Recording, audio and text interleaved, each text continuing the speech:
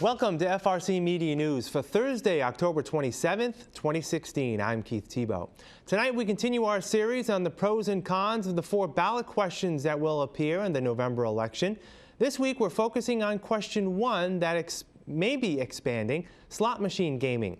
We give you an update on the city's recently approved streetscape project and provide you with information about a new exhibit at the Fall River Children's Museum. But first, let's delve into the headline news of the week. We are joined by the digital news editor at the Fall River Herald News, Will Richmond. Will, how are you? I'm good, Keith. How's it going? Good. Very busy week in local news. Let's start out at Durfee High School. For the second time in about a week, there was an incident at the school which involved either the talk or, in this case, the posting of a photo of a firearm that was posted on social media. This was Monday morning. It forced the lockdown of the school. Parents came by. It was an anxious situation for them. For those of you people who are watching that may not have heard of the issue, give us a brief recap of what happened on Monday. Yeah, so a photo was posted through the Snapchat social media network that showed a gun that appeared to be pretty real looking, along with the tag Durfee Life. It was not known immediately, I think, if the gun was in the school or the exact location, but it was first seen by students who brought it to the attention of administrators. Sometime after that, the administrators then placed the school on lockdown, which meant no one in, no one out, as they tried to investigate the matter. This certainly resulted in some chaotic moments, as you mentioned. Parents arrived at the school, demanding to know, where the condition of their children, if everything was safe. Eventually, police arrested a 15-year-old boy. They came to find a BB gun on him that I think they believe matched the gun that was in the photo. And he has since been charged, his identity not released because he is a juvenile. So that all happened on Monday, which also resulted in the school department's decision to strengthen the entrance policy at Durfee. So on Tuesday, students were limited to entering through the main entrance. Metal detectors, wands, metal detecting wands were used on students as they entered the building, which created its own sort of chaotic scene, as it took from about 6 a.m. to 9 a.m. on Tuesday for all students to get into the school. Now, as we said, this was the second incident of talk of a firearm at Durfee. Last week there was some talk on chatter on social media about a firearm, and now, as you mentioned, there was the issue with the bringing in the metal detectors on Tuesday. Still there today. Is this an instance now with the metal detectors at Durfee? We've heard about this at other high schools across the country. From what you're reporting, is this going to be maybe the norm at Durfee, keeping these metal detectors there? Yeah, that's something we're hoping to find out as this week concludes. We know today we had one of our photographers was at the school for the opening this morning, and he reported a much smoother process. All kids were entered into the school in a timely manner. They have since allowed students to re-enter through the entrance, sort of the back entrance off of the auditorium side of the building. So that has helped to alleviate some of the crunch of all the students entering through one doorway. And at this point, the story this morning was that basically all kids were in. Those that were late were because they were late to get to school. So the process seems to be running a bit smoother. We are looking to see if this is going to be a long-term solution to this issue or a short-term solution, and see where the school takes this next. Really, it's one of those instances where you'd love to trust the people in your community and trust the students, but unfortunately, when something like this happens, there's a balance between the freedom of students coming into the school and also the safety of the students. And that's why I asked the question: is this potentially a tipping point, which will lead to tighter security at the school? I'm sure this will come up in the next school committee meeting, which will be coming up soon. Yeah, the committee would meet again the second Monday of November as their traditional schedule. So I'm sure it will be on their agenda. There'll be quite a discussion on what to do about safety at Durfee. All right, we'll be following that story, I know, as you will at the Herald News. Next, let's move to from the schools to Government Center. The City Council this week was briefed on the city budget thus far after one quarter in the 2017 fiscal year. And overall, things seem to be going as planned, except in one area. Back to trash. Looks like that at this point, the revenue from the sale of the purple bags in the city of Fall River are under expectations. Fill us in on the details. Yeah, revenue remains under projected, which probably shouldn't come as a surprise to anybody. At this point, it's still the city is saying that there are compliance issues and a lack of compliance enforcement, though this is probably a broken record statement just as much as the trash issue is. But in the past, they've promised more compliance, and this has been with the current administration and the two administrations prior to this one. And that still does not seem to be the case. So any hopes of making up that revenue seem highly unlikely unless anyone's going to get serious about enforcing compliance on this matter. Now, the city had budgeted to receive about $3.2 million in revenue from the sale of the purple bags, and for the first quarter, they only collected $630,000. So it looks like they could have a shortfall of about $700,000 if the trend continues throughout the fiscal year. There's also talk that the fees for recycling are a little bit more on the city in terms of their expenses than anticipated. One would think that these numbers would have been more tightly locked in during the budget process. Was any of that asked? Well, I think that the promises were made in the spring that compliance was going to be enforced on a much stricter basis, which would then lead to the revenue numbers on the bags increasing. So there's sort of a give and take on that aspect, but with the lack of enforcement, it leads to the lack of revenue on the bags. And then on the recycling end, the problem is becoming that the items being put in recycling are either unacceptable items, they are too dirty to be recycled. So whenever this happens and materials have to be cleaned out of the recyclable materials, that is a cost back on the city's end. So recycling has become an issue, and the city, I know, has stepped up their efforts to send out materials related to what is and what isn't recyclable lately. And so they're hoping for better compliance from residents, putting the right items in the recycling bins. All right. Again, something we'll be following as well. All right, Will, what's coming up at the paper over the next few days?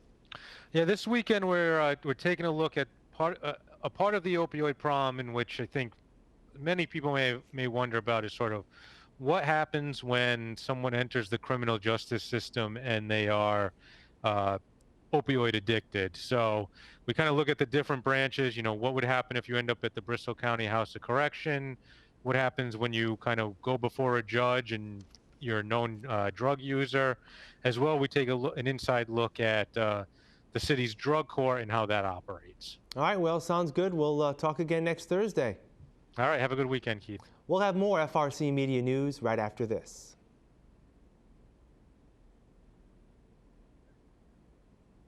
Jobs list from the Fall River Career Center. Customer Service Representative. Starwood Hotels and Resort Worldwide is now hiring for a full-time Customer Service Representative for the Reservation Sales Department at the Fall River Call Center. Good computer and internet skills and the ability to work flexible shifts is required. Job number 803-7211. Pizza Chef.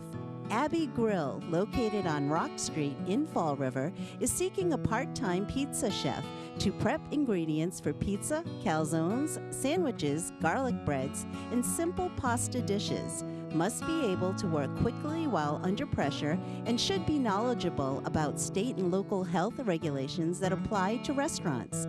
Job number 803-7474. Assistant Business Planning Manager. Ocean Spray Cranberries, located in Lakeville, Massachusetts, is in need of an assistant business planning manager to serve as a primary strategic contact for developing, implementing, and assessing the company's accounts. Job number 800-3134. People Incorporated, a human service agency located on South Main Street in Fall River, is looking to fulfill the following positions. Assistant Operations Manager, job number 797-3022. Developmental Specialist, job number 801-4257. Extended Day Counselor, job number 798-2094. Registered Nurse, job number 797-3011. Preschool Teacher, job number 797-3009. For more information on these or other positions, visit FRCmedianews.org or call the Fall River Career Center at 508-730-5000. Today we continue our discussion of the state ballot initiatives facing Massachusetts voters on Election Day, November 8th. Today we look at question 1, which would permit expanded gaming here in the Commonwealth. Question 1 would permit the State Gaming Commission to license one additional slot machine gaming establishment at a location that meets certain conditions specified in the law. Joining me now to speak in support of question 1 is Jason Osborne of the Yes on Question 1 campaign. Mr. Osborne, thank you for joining us. Thanks for having me. I appreciate it. Let me ask you straight out, why should people vote yes on question 1? Well, if the people of Massachusetts are concerned about the state budget deficit and concerned about the possibility that their taxes are going to be raised, then they should definitely vote for question 1, because question 1 will allow for another electronic gaming facility here in the state, joining Plain Ridge Park, which has had a great success there. Could add at least another $8 million to the state budget, $12 million to the horse racing fund, and thousands of jobs, both in construction and direct jobs at the hotel and gaming facility. As you know, those in opposition of question 1, come up with a number of issues that they feel is pertinent for their side of the argument. One of them was the fact that, and you mentioned Plain Ridge Park, which opened a little over a year ago in June, and revenues, though, from Plain Ridge Park have actually been below expectations, and they feel that this will just water down the revenue coming in for gaming here in Massachusetts, especially with 3 other casinos due to be open. How do you respond to that? Well, I think that's a little short-sighted in the sense that, that everybody plays the expectations game. Every developer will come out and say, this is what we expect. And, and sometimes they reach those and sometimes they don't. But I think if you look at the facts that Plain Ridge Park has been an overwhelming success in the sense that it is contributing, $12, $13 million a month to the state budget in the general local aid fund. It's contributing over $1 million a month to the horse racing fund. So whether it made $300 million, which is what I think they initially had projected, or $188 million, which I think is, or $186 million, which is what they have made so far. I mean, that's a success in my mind. So the idea of a saturation of the market, I think, is a little bit short-sighted as well. When you look at the amount of tourists that are coming in and out of Logan every year, in the 30 million range, this is a huge market here. There's a lack of hotel accommodations in the state. There's a lack of entertainment facilities in the Revere area. So I feel pretty comfortable that we'll meet, if not exceed, what Plain Ridge Park has done. Now, even if this ballot question were to pass, it doesn't guarantee that the Gaming Commission will issue another license. But another aspect that the opponents of question 1 are using is that, in effect, this ballot initiative is actually in favor of primarily one individual, that being the gentleman who sponsored this, Mr. McCain, because he owns land near Suffolk Downs, and the language in this bill calls for this second slots parlor to be located in conjunction or near a horse racing facility. How do you respond? Well, I think you have to look at it. The bottom line is any development benefits one person or multiple people, whoever the investors are of any development. And so that, I think you have to throw that aside. I mean, people get in the business of opening a business to make money. There's no question. When you look at the aspect of, the language on the statewide ballot, it does not say Revere specifically. Mm-hmm. What we have done here and what Mr. McCain has done is he has certainly positioned himself to take advantage of it. But the state attorney general approved the language. It's on the ballot. We fight appeals to try and get it off the ballot. But the reality is there are multiple horse racing facilities around the state. And so what we're trying to do is get ahead of the curve, and we certainly want to be first in line to apply for a gaming license. I mean, the chairman just last week was on TV and stated that he was taking no position, yes or no, on this initiative. So, is the road ahead of us a tough one? Absolutely. But we feel confident that we're going to win on November 8th, and then we're going to present the best possible proposal to grant another license to the Gaming Commission. And if they feel that it's competitive and that it's worth it, then I hope they'll grant it. But the idea that we're going to be the only one is, again, a little bit naive. Jason Osborne from Yes on Question 1, thank you for joining us. We appreciate your time. Thank you so much. Have a good day. Joining me now in opposition to Question 1 is the mayor of the city of Revere, Mayor Brian Arrigo. Mayor, thank you for joining us. Thank you for having me. Mayor, briefly, why should people vote no on Question 1? Sure. I ran for mayor to raise the standards in the city of Revere, and we have a beautiful community with MBTA access to downtown Boston, a beautiful beach, and several economic development opportunities to create a real economy. And the proposal to bring a slot parlor to the city of Revere doesn't rise to the standards that I've set for the city. And it doesn't rise to those standards because we have proponents who have no track record, and the little track record that we do know is not very good. We have a proposal that has been riddled with errors and is actually a cookie-cutter proposal to what has been a failing slot parlor in Plainville. And we have a process that has been what I would call unique in terms of the way that this has been brought up and having a statewide ballot initiative that actually doesn't call out the city of Revere in the question, but the entire Commonwealth will be voting on. Those in favor of this measure will point to the fact that even though you were elected in 2015, you had come out in support to the Mohegan Sun proposal that would have been part of the process of getting a full-blown casino in the Boston area. Of course, that option went to the city of Everett. So the question is, if you were in support of gaming with the Mohegan Sun proposal, what's different in the slot parlor proposal? Sure, and there's a big difference between the proposal that was for Suffolk Downs and this proposal. And in fact, the coalition of leadership in the city that includes colleagues on the city council, the school committee, our state delegation, they've all come out opposing Question 1, and those same individuals were in favor of the proposal for a full resort casino at Suffolk Downs. And the proposal the difference between a proposal for a full resort casino and a slot parlor really aren't even in the same universe. And what I tell folks is that the fact is that this isn't about being pro or anti-gaming.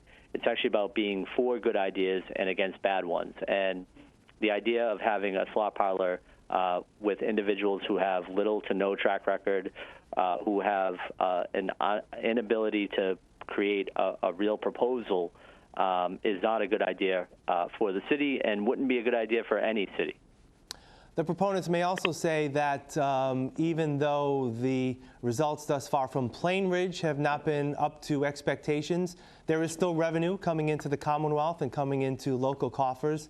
That any revenue, in this case, let's say the city of Revere, would be money that can be well spent in the city. How do you respond to that? Sure, and I understand that, and I understand that people feel like the piece of property that they're looking to develop, I've heard people say, well, anything is better than what's there now. And for me, that's not good enough. And that goes back to the high standards and having high standards for a community. We have, again, opportunities to develop big pieces of property that can really create a real economy. And to have those high standards and to bring those high standards for economic development is important, and it sends a signal to the rest of the region and the rest of the Commonwealth that the City of Revere does have high standards, that we have opportunities that are better than just a slot parlor. So to kind of say that anything is better than what's there now, well, I wouldn't necessarily disagree. I know that it's important for myself and for leaders of communities to say, here's our standard. We want to reach high standards. We want to make sure that that we're creating good jobs, that we're creating real economic development opportunities, and sustainable economy. Revere Mayor Brian Arrigo. Mayor Arrigo, thank you for joining us, and we hope all goes well for you in November. Thank you. Thank you. Appreciate the time.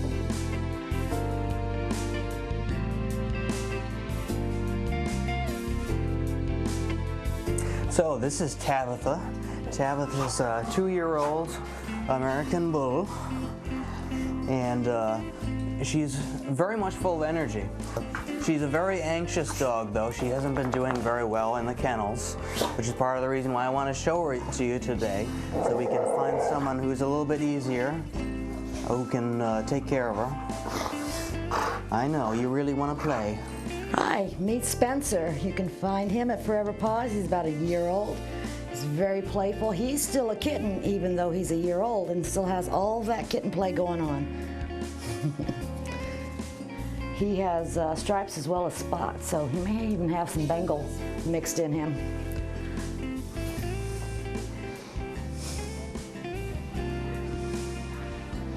He's got a buddy in his room. Looks just like him. They look just like they're cut from the same cloth, right down to personality. And they like playing Chase the Cat. And he's been quite fun to have around. Well, if you want to come and see him, you can find him at Forever Paws. We're at 300 Linwood Street in Fall River. Our hours are 11 to 4 every day but Wednesday. You can come see him Saturday and Sunday too.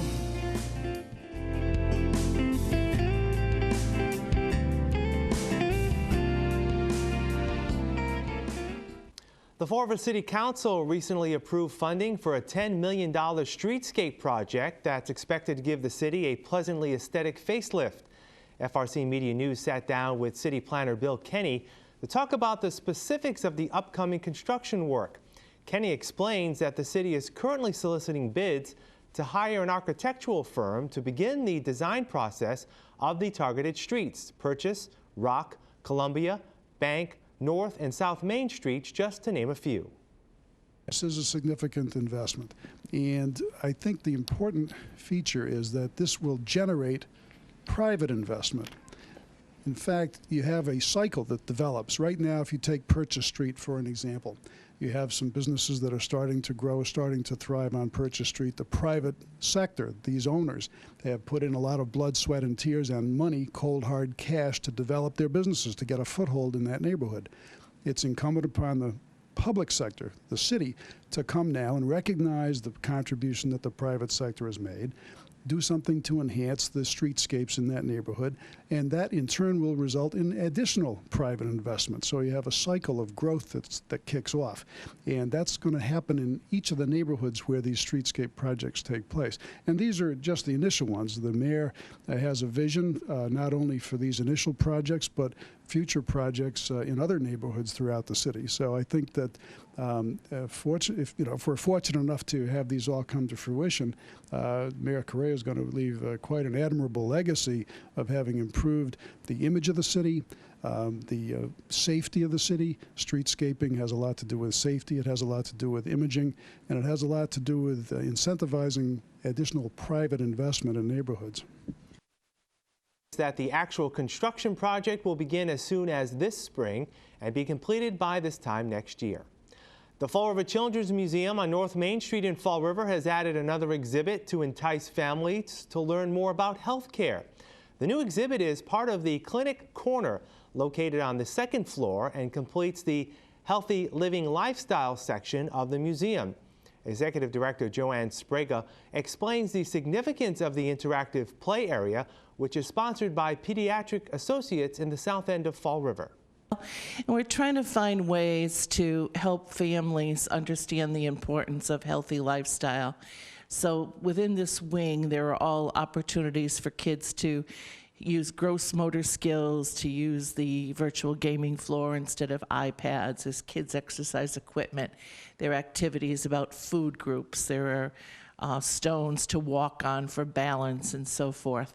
And so this was the culminating activity to encourage healthy living and the importance of good health care.